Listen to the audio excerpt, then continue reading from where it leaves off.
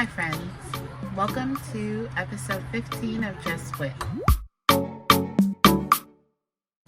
I'm going to catch you up on what I've been up to for the last 8 months, and I've got lots of finished objects, a couple of whips, and a whole lot of non-yarn projects. I won't really call this a knitting podcast because I do a whole lot more than just knitting. I also crochet, I paint, I sculpt, so it's just a podcast about craftsy making type things. Let's get into it. So much to catch up on. So right now, my current whips are actually older whips.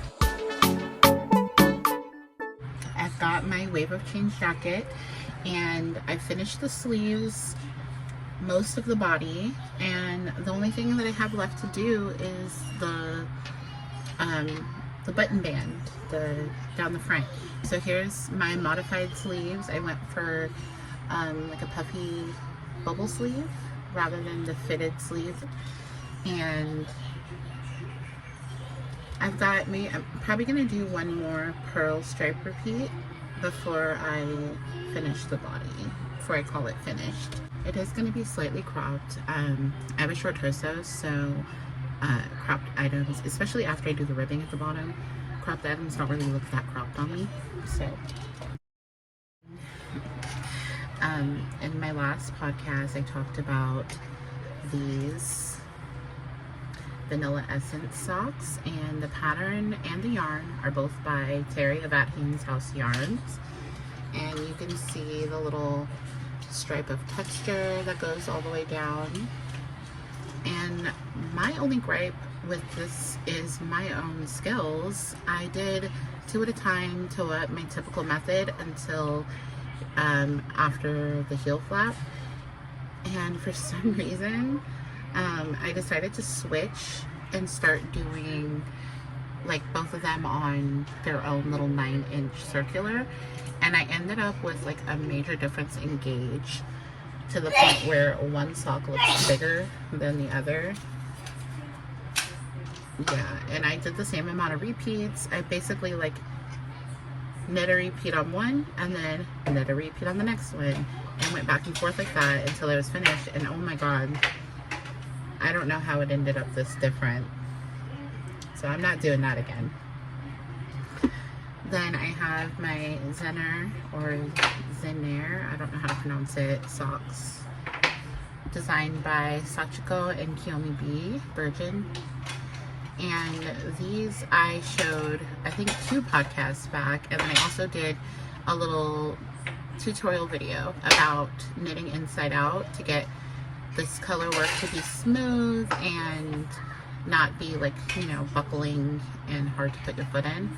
So if you need help with knitting color work in socks, and if you always have like really stiff color work in your projects, I suggest knitting inside out. And if you don't know what that means, I will link that video below, so you can check out that video. Really cute pattern. It's got the stripes in the toe, stripes back here, and then, you know, little solid heel area, and then the same stripes up here and inside of the diamond colorwork pattern. Very cute. That's my first pair of colorwork socks. And then I've got another pair of socks, El Verita, I think that's how you say it. Oh my god, my Spanish is like horrible, and so yeah, if I butchered that, I don't know. These socks are by La Oriana, and they've got the cutest little ruffle detail. There's a little bit of twisted ribbing, and then ruffle detail, which is just stuck in it. Super cute. I love these socks. They are whimsical. They're the girliest little they're just so cute. This yarn is from Casual Fashion Queen, Sheena, and the color is Prairie Sky. Definitely a Prairie Sky vibe.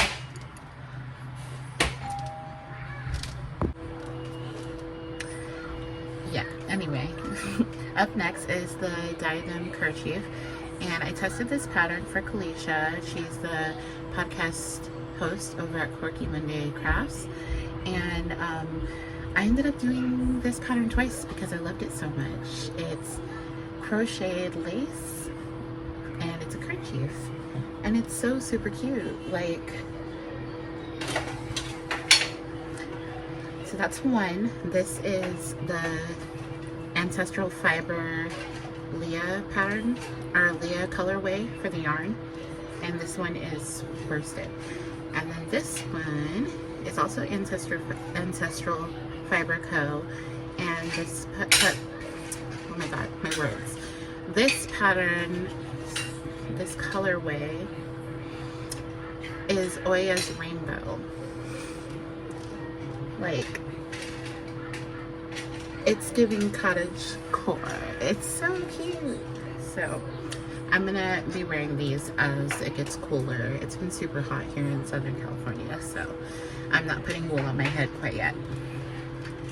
Alright, next pattern, next finished object is Dark Phoenix Shawl, designed by Tammy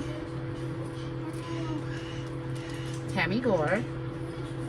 And this, I did like a little small knit along with a few of my yarny friends, and we all used yarn that, they're also dyers, we used yarn that they dyed. So a lot of these upper colors, the yellow and the orange, are from Passion Knits, and then it moves into Fireworks at Midnight from Naima Bond, and that's right there is more at Haynes House yarns. That's in like the late bloomer colorway. And then we've got some more Naima Bond. More Naima Bond. She just sent me some really pretty pinks and purples. And then the last, oh, this one is also from Naima Bond. And then the last one is also at Haynes House yarns from Terry. So this is the finished shawl. And this is my first like knit shawl. It's gorgeous. I wish I had more space. I could really like open it up. I haven't blocked it yet, so the little lace work will really open up more once it's blocked. But yeah, definitely a beautiful pattern. I got to do some brioche for the first time, and I was scared to do the brioche at first, so I just did regular ribbing down here, and then my friends encouraged me to just go ahead and do it, and I did it, and it looks great. So definitely recommend this pattern if you're pretty, like, it's beginner, I guess. I don't think brioche, maybe it's like intermediate, I don't know, you'll have to check, but either way, I think a beginner, an ambitious beginner could do this, so I definitely recommend. And then my very last finished object is my Maya top. This is designed by Gabriella of Hello Gabriella. And once again, I wish I had more space. But this is a slightly cropped, kind of curls at the bottom. It's got plenty of texture in the yoke. Really lightweight. It's kind of knit on a loose gauge. This was something that I actually wore in the summer, like to go strawberry picking, and I wasn't hot. Like, definitely a year-round object that you could wear. So I recommend this pattern for sure, no matter what climate you're in, because it's, you know, it's a short sleeve, breezy top, and if you're cold, you can layer with it, and if you're hot, you can just wear it as is, you know, with a bra or whatever you do. So definitely recommend that pattern. What else do I have? What else? So that's it for my finished knitted objects. I made a lot of non-knitted things over the past 8 months. A quick backstory: I stepped away from being a full-on charm producer. You're welcome. It's food. Oh, thank you, baby. I mean, thank you, writer. You're welcome. Just love him. Play pretend with my daughter. I stepped away from making charms because they were much more labor intensive than I could have charged for, if that makes sense. Like, the amount of work that goes into them doesn't make sense for business. It's totally like a hobby thing. And it didn't make sense for me to continue eating that cost of the time that I spent and the amount of energy that it took to do all the tiny details in this larger scale. So I just stepped away from making charms, and I don't know if it's a permanent step away, but I know for now, for the foreseeable future, I won't be making charms. I did, I wanted to keep clay in my in my list of things that I do, so I am making figurines and sculptures, and what that's doing for me is it's still allowing me to be very tactile with my hands and very you know, feed that side of me that likes to sculpt. But I'm not making super tiny items, so I'm not straining my eyes, I'm not straining my back, my hands. I'm working on larger, even if they're twice as big as a charm, it's so much easier to work on that size, you know, maybe 2 inches versus 1. It's so much easier. So that's what I'm doing now. I've been talking to my camera for like the last 10 minutes and it was not filming. So I want to show you some of my figurines. I'll show you the fox first. So here is my little fox. Much bigger than a charm, and I'm able to really get in there and paint and do details and things like that. I did kind of a woodland theme. There's a skunk. And then a wolf. Kind of looks like a husky, but hey, wolves kind of look like huskies, right? And it's got a little paw. Oh, I forgot to show you the little paws on the skunk, and the fox has paws too. Little paw prints. And then a raccoon.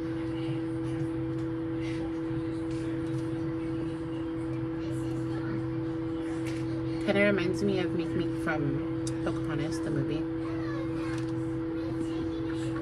And then got a little fawn, a little baby deer. This is a bigger one in comparison to like the rest. The fawn is a lot bigger. It took about twice as much clay to make this. And all of these have like aluminum foil and wires inside, and that was what I sculpted around so that I could have like a nice sturdy structure inside. I made some snakes, some little baby snakes. This is just like a spotty, dotty snake.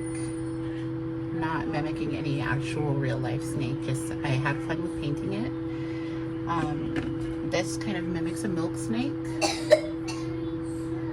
Really brightly colored red snake. And this one kind of like a diamond head-esque vibe.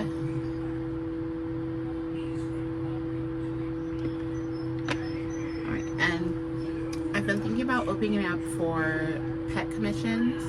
I'm just not quite sure how to like step into that, or if I'm actually gonna do it. But I made, it's not painted yet, but this is like a little doggy. And then I made a little cat. So I'm still going over the concept and deciding if that's like a good direction for me. Basically what it would entail, like people would send me a picture of their pet, and then I would, in my style, make a figurine about this size. I'm still trying to figure out how, like the logistics of that, or if I actually want to do that. So comment below if you have any advice about taking commissions on people's pets and pictures and whatnot.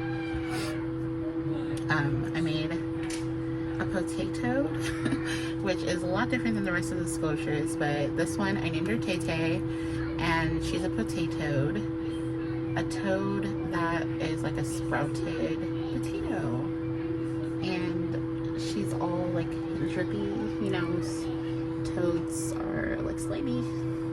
She's got resin, fake slime, and she's got a little booty. So that's my Tay Tay. I actually made stickers of her too. I'm really like leaning into my illustrative and my non-fiber art side. So I may make a sculpture and then turn around and make an image to go with it and do a print and do stickers. I don't know. I'm just kind of trying to feel my way through newness. I have some more sculptures I'd like to show.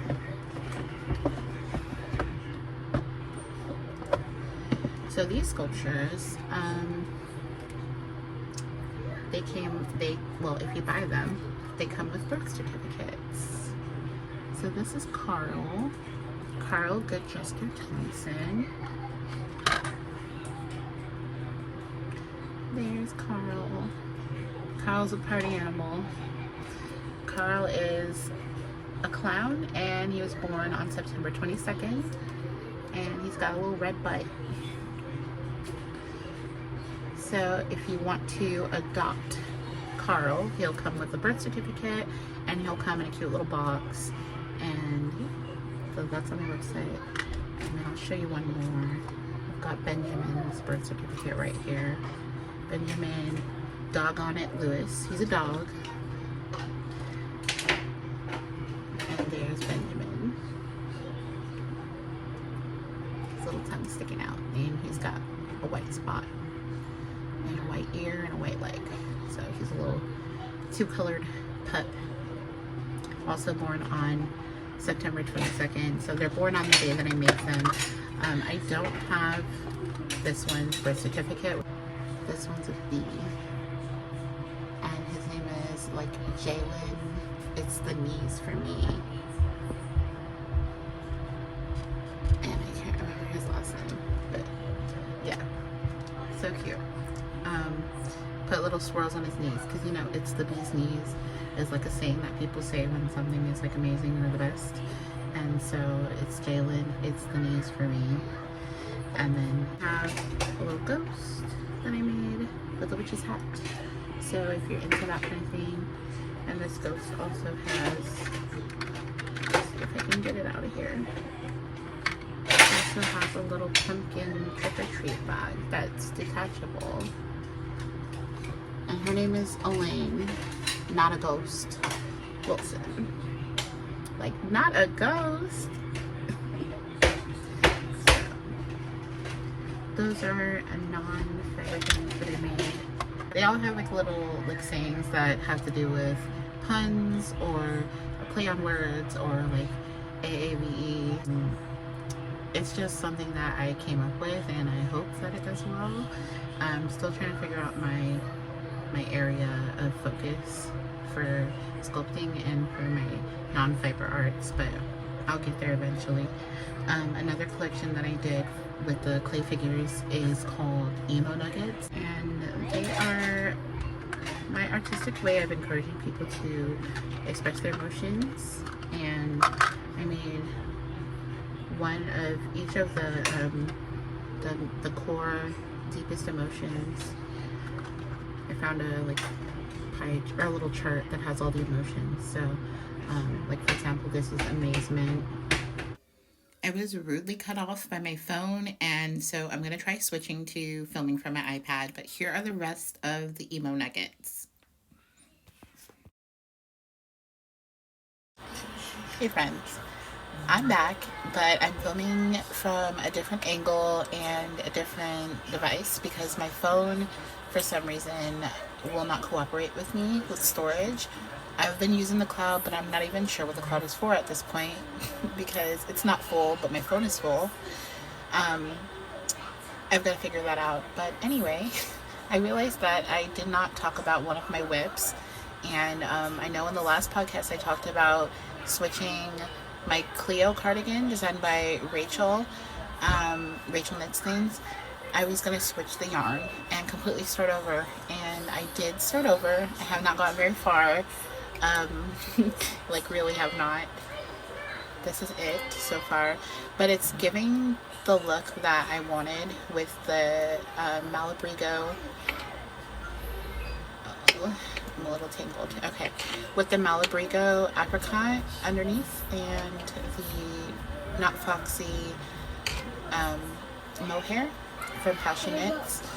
It's giving the exact look that I wanted. The previous mohair that I was using had variegation. I was using 2 strands of mohair before, and instead I switched to a lace and a mohair. So now you're seeing the lace and mohair held double, and it's coming out just how I wanted. So I have that. That is literally just like 2 inches of work, but I wanted to show you because I'm liking the color scheme, and I had mentioned it in the last podcast. So that's it for my whips. That and the Wave of Change jacket. Now about patterns. I have a few patterns in the works. I don't think I showed you that I finished my frogs. Let me grab that. So the frog pattern is finished, and I ended up not doing a 2-piece. Here you go. He's worked in the round. It is candy. Oh, thank you. We're still You playing have pretend. froggies? Can you watch out? Thank you. I love candy. You're welcome. Thank you, Ryder. Here you go. You You're can give some to the rest of the welcome. pups. Okay. Alright. You done?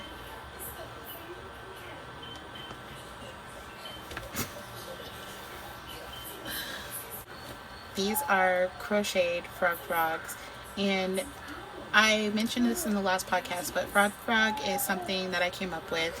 It's a design for an amigurumi frog, meant to be the mascot of frogging, something that we all do, knitting and crocheting alike. We make mistakes and we have to go back sometimes, and frog is supposed to be a little, buddy that can like commiserate with you or comfort you while you frog your project. It's got 2 moods that you can give it. I've seen people put like a smile on one side, like maybe you're happy that you're frogging because you finally figured out something that you've been stumped by, or this embarrassed face. Maybe you're embarrassed because you made a mistake that you know better than making. So yeah, and then maybe you're mad because you got very far and you realize that the mistake was very long time ago and you've got to frog a lot of your project or start completely over. So that is frog in crochet form. Here is frog in micro crochet form. This one's got a smile, and then an angry face on the other side.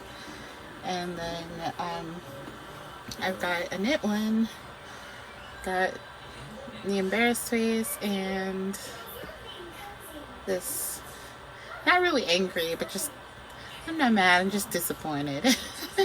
So that's the knit version. In the pattern you get both the crochet and the knit version, so if you do both, you can make both. If you only do one, you can make one and maybe learn the other craft. I don't know. It's up to you. You can find the pattern for frog on my Payhip, which is, if you go to my website, across the top, the very first announcement banner has my Payhip link. So you can go there, and then I'll also link it in the description of this video.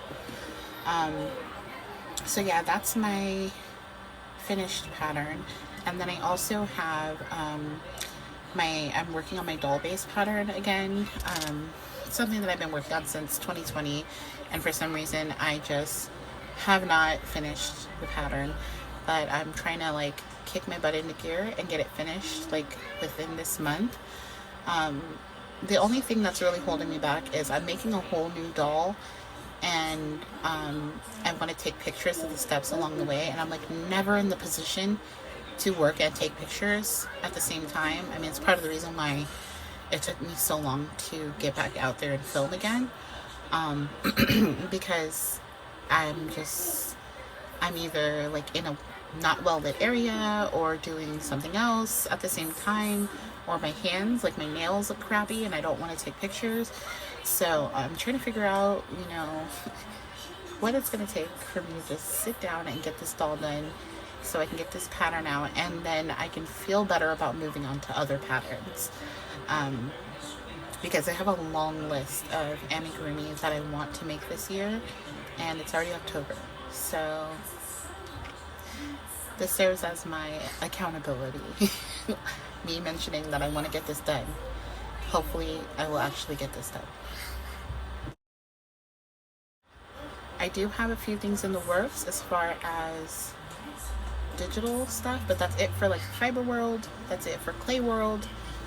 And on the other side of art, as in like my digital art and eventually prints and things like that, I am finally finding the things that I like to make and draw, and I've really whittled down my interest so that I can start focusing and having a theme to my art.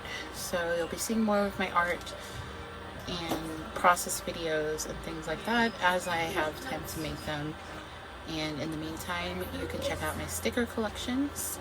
I have September stickers and I have October stickers available, and then I also have November, December, but they're just not released yet. Like, you can purchase them, but you won't see them until the first of each month. So if you want to support my digital art, you can buy stickers, and just stay tuned and I'll have more things for you soon. If you made it this far to the end of the video, I appreciate you. I thank you for watching. I'm getting closer and closer to being able to monetize YouTube. At that point, I'd like to believe that I will be able to justify spending more time filming and editing. So I really appreciate the fact that you're here and you're watching and you're subscribed, I hope. If not, please do subscribe. I do really have high hopes for actually getting more consistent this time around. I say it all the time, but this time around I really do have high hopes for it. So I appreciate you for being here. I appreciate you for watching my videos. And I don't think I have anything else for you. Until next time.